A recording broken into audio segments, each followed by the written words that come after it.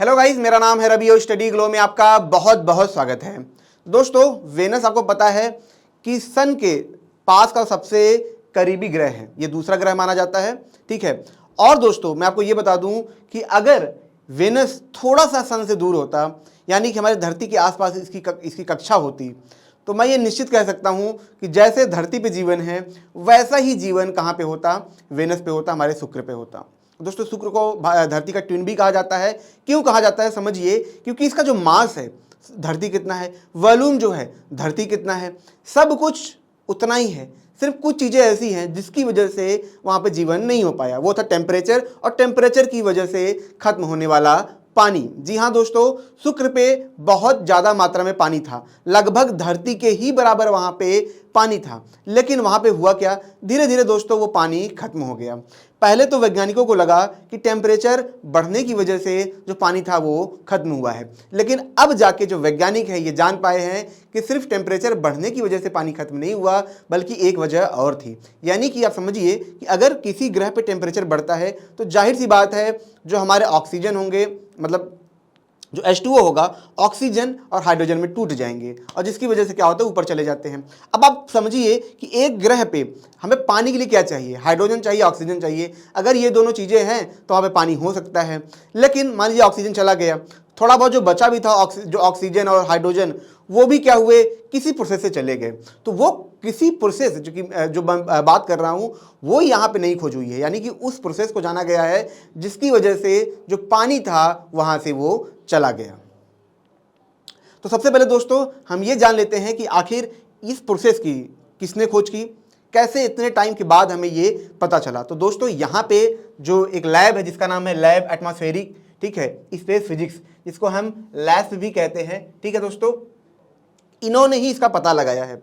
अब सवाल ये उठता है कि आखिर पता कैसे चला यार, कि इतने तो इतने तो हमने वहाँ पे टेलीस्कोप जो स्पेस क्राफ्ट होते हमने भेजे नहीं थे, ठीक है, तो कैसे हमको ये पता चला। तो दोस्तों मैं आपको बताऊं कि बहुत सारी संस्थाएं ऐसी हैं जो लगातार वहाँ पे रेडियो वेव्स भेजती रहती हैं, बहुत सारे सिग्नल भेजती रहती हैं, ठीक है, ताकि वो उनको डिटेक्ट कर सके, देख सके, क्योंकि आपको पता है ये इतने दूर नहीं है जिनको हम आसानी से नहीं देख सकते हैं। तो उन्हीं डेटा को दोस्तों यहाँ पर एनालाइज किया गया है, और एनालाइज करने के बाद दोस्तों यहाँ पर यूज किया गया है।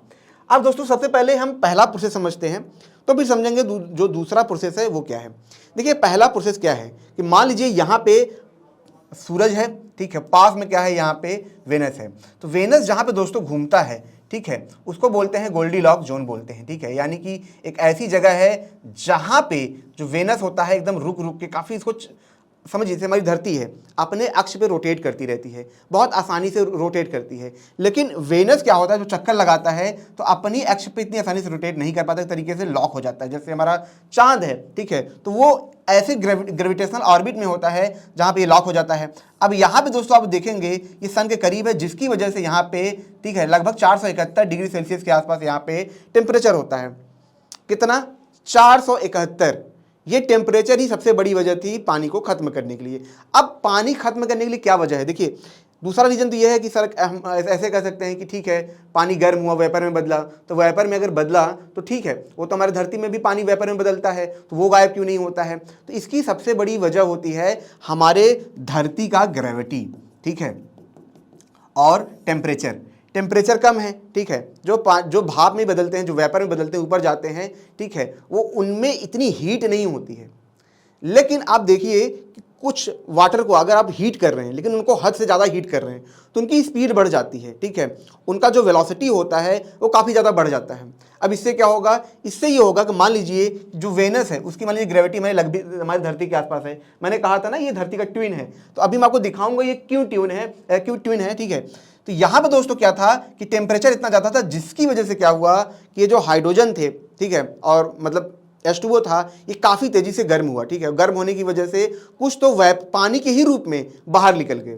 आप समझिए कुछ पानी जो थे मतलब वैसे ही वेपराइज होके बाहर निकल गए, क्योंकि उनकी स्पीड बहुत ज़्यादा थी। तो जो उनका जो हम कहते हैं ना कि स्केप वेलोसिटी, जो हमारी धरती की स्केप वेलोसिटी है, ठीक है, 11 किलोमीटर ऐसे करके है, तो यहाँ पे क्या था वो इसको क्रॉस कर गए, ठीक है, और इस वजह से कुछ तो पानी सीधे मात्रा में वहाँ से निकल गए, लीक कर गए, पूरा बाहर हो गए। थोड़ा बहुत बचा भी था, इतना ज़्यादा हीट था, ठीक है, सन का इतना ज़्यादा हीट था, उसकी वजह से वो क्या हुआ, टूट गए, ठीक है, हाइड्रोजन ऑक्सीजन टूट गए, और टूटने के बाद वो भी चले गए। अब यहाँ पे दोस्तों ये था, ठीक है, कि हाइड्रोजन ऑक्सीजन टूटे, लेकिन कुछ मात्रा में वहाँ पे जो पानी था पूरी तरीके से बाहर नहीं गया था, कुछ मात्रा में वहाँ पे रहना चाहिए था जैसा वैज्ञानिक सोच रहे थे। लेकिन फिर वैज्ञानिकों ने सोचा जो कुछ मात्रा में बचना चाहिए था वो पानी कहाँ गया, वो कैसे गायब हुआ, ठीक है। तो दोस्तों वो जो गायब हुआ, यहाँ पे एक केमिकल प्रोसेस है, यहाँ पे हम समझते हैं, जिसका नाम है डिसोसिएटिव रिकॉम्बिनेशन, ठीक है। यहाँ पे अगर आप देखेंगे इसको हम ऐसे समझ सकते हैं, ठीक है, कि ये जो रिएक्ट करते हैं किसी एटम से रिएक्ट नहीं करते हैं, ये रिएक्ट किससे करते हैं, जो हम कहते हैं कि सब एटॉमिक जो पार्टिकल होते हैं, एकदम क्वांटम लेवल के जो पार्टिकल होते हैं, वो इनसे रिएक्ट करते हैं। किससे करते हैं, ये इलेक्ट्रॉन से रिएक्ट करते हैं। तो यहाँ पे दोस्तों जब ये सब टूटे थे, तो यहाँ पे अगर आप देखेंगे जो हमको मिला था, ठीक है, जब हाइड्रोजन टूटा ये सब मिला, उनके रिएक्शन से अगर आप देखेंगे यहाँ पे HCO+ मिला, यानी कि ये जो हमें मिला है यहाँ पे आप देखेंगे इस पर प्लस चार्ज है। अब जाहिर सी बात, इस पर प्लस चार्ज है तो इससे कौन रिएक्ट करता है, यहाँ पे अगर आप देखेंगे इलेक्ट्रॉन यहाँ पे रिएक्ट करता है। जैसे इसके साथ इलेक्ट्रॉन रिएक्ट करता है तो यहाँ पे आप देखेंगे हमें हाइड्रोजन मिलता है और हमें क्या मिलता है, कार्बन मोनोऑक्साइड मिलता है, ठीक है। यहाँ पे आप हम केमिकल रिएक्शन भी देख सकते हैं, H मिलता है प्लस CO मिलता है। अब यहाँ पे जो हमें हाइड्रोजन दोस्तों मिलता है वो क्या होता है, चार्ज हाइड्रोजन होता है, यानी कि बहुत ज़्यादा इसमें एनर्जी आ जाती है, यानी कि अपने ये हायर स्टेट में होता है। देखिए हायर स्टेट में होना अलग चीज़ है और उसके ऊपर इलेक्ट्रॉनिक चार्ज होना अलग चीज़ है, ठीक है। तो यहाँ पे ये इसकी मतलब एक्साइटेड स्टेट में चले गए, और एक्साइटेड स्टेट में कोई चीज़ जाती है, यानी उसको अगर एनर्जी बहुत ज़्यादा मिली है तो उसकी क्या होगी, वेलोसिटी बहुत ज़्यादा यहाँ पे बढ़ जाएगी।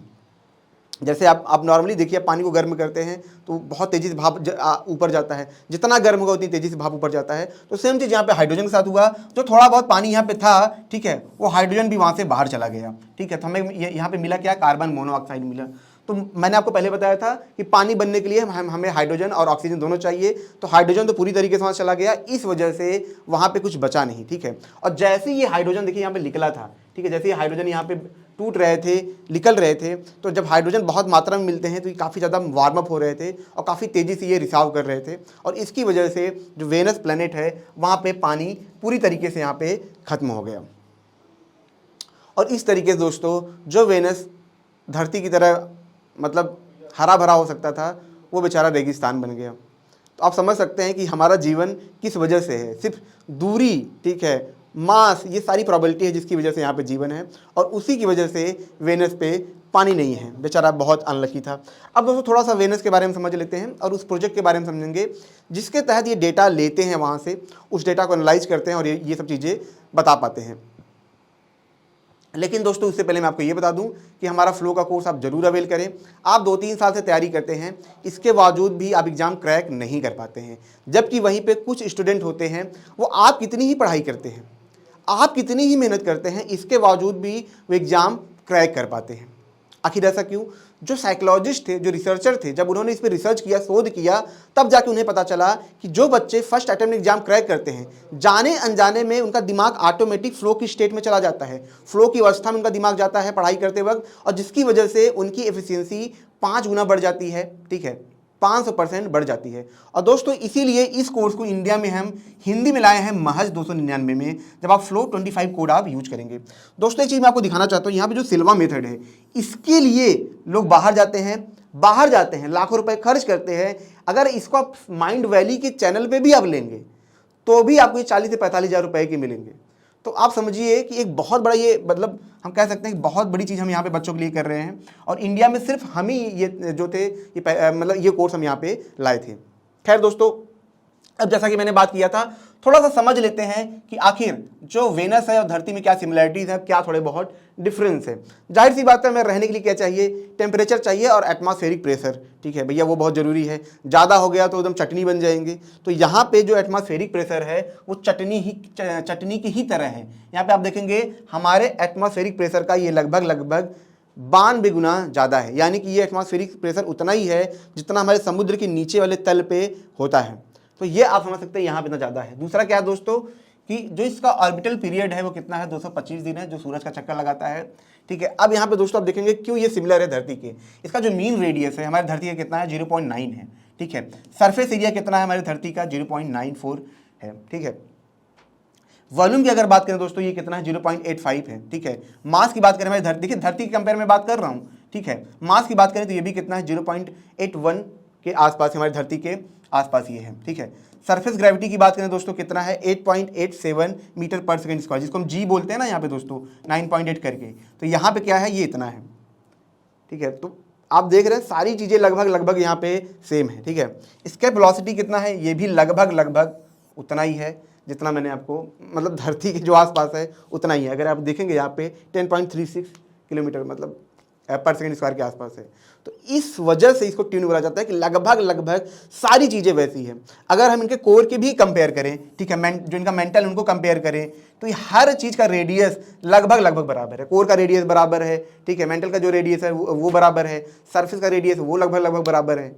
ठीक है, तो अगर ये थोड़ा सा दूर होता तो शायद यहाँ पे जीवन होता। यहाँ पे दोस्तों जो मैं एटमॉस्फेरिक प्रेशर की बात कर रहा हूँ, ये सब चीज़ों की बात कर रहा हूँ, ये इसलिए है क्योंकि वहाँ पे टेम्परेचर और वहाँ पे जो एलिमेंट है वहाँ पे है, ठीक है, उनकी वजह से ये थोड़ा सा डिफर हुआ है। ठीक है, अब दोस्तों यहाँ पे मैं बात करूंगा कि जो रिसर्च होता है कैसे आखिर हमें पता चलता है कि वहाँ पे ये चीज़ें हैं। तो 2006 से लेकर दोस्तों 2020 के बीच में 21 बार वहाँ पे रेडियो वेव्स, बहुत सारे सिग्नल वहाँ पे भेजे गए थे।